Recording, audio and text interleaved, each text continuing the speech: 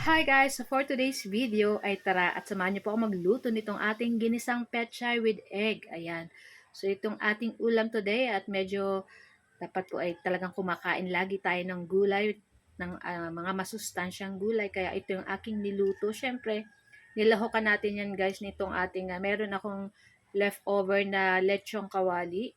So yun yung ating ilalahok at itong ating itlog. So ayan na at magpapainit na tayo dyan ng ating mantika sa ating kawali. At pagkatapos mag-start na tayo mag-gisa nitong ating bawang, syempre isunod na rin natin dyan yung ating sibuyas. Ayan. Halu-haluin lang po natin yan. Ayan. So pag nangangamoy-ngamoy na yung ating bawang at sibuyas, ilagay na rin natin dyan yung ating kamatis. So gumamit po ako ng dalawang maliit na kamatis. Medyo mahal po ang kamatis ngayon. Ayan, so naglagay na rin tayo dyan ng asin at paminta para may lasa na yung ating mga sangkap na ginigisa dyan. At pagkatapos, ilagay na natin itong ating lechong kawali. Ayan, dati na pong luto yan, kaya madali lang pong maluto itong ating lulutuin ngayon. Ayan. So guys, kayo po ba ano po ang inyong lunch? Ayan, so after nyan guys, naglagay na ako ng konting toyo. Mamaya magdadagdag pa ako dyan ng pampalasa kung ano pa yung kulang. So naglagay ako ng 1 teaspoon na sugar para balance lang yung lasa nitong ating ginisang pechay with egg. Ayan. So, after nyan guys, at dati naman luto na yung ating pork dyan, ilagay na natin dito yung ating ginayat-gayat na pechay. Ayan. So, maglalagay lang po ako dyan mamaya ng konting tubig para hindi naman siya dry. Ayan, para may konting sabaw-sabaw yung ating ginisang pechay with egg. Ayan. So, halu-haluin lang natin yan. At pagkatapos, syempre, lagyan na natin yan ng konting tubig. Konting-konti lang, guys. So, estimate nyo na lang kasi pangit naman po yung sobrang masabaw kasi maglalagay po tayo dyan ng itlog later. So, ayan, tatakpan lang natin para madaling maluto yung ating pechay. At yan na nga, pagkatapos, ayan na.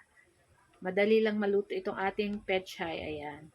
So, pwede na natin dyan ilagay yung ating binating 4 na pirasong itlog. Ayan.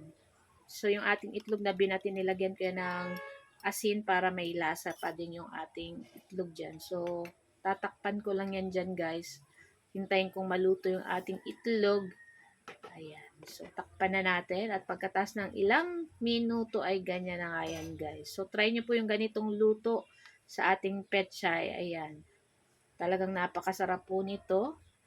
Kahit nga sardinas lang yung lahok sa pechay, masarap na rin po. So, ito, masarap po ito. Kaya try nyo din pong lutuin. Ayan.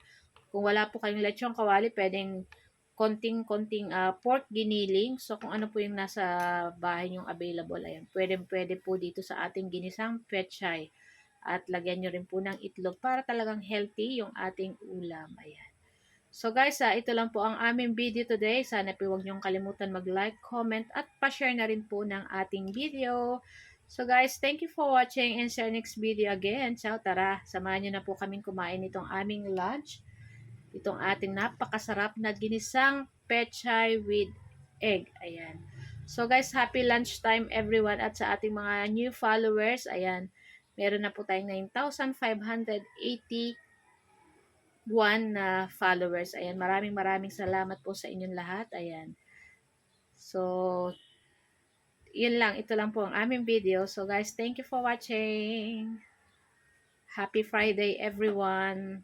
Tara na, kainan na. Super yummy nito at napaka-healthy pa. Kaya try nyo na din. Ciao!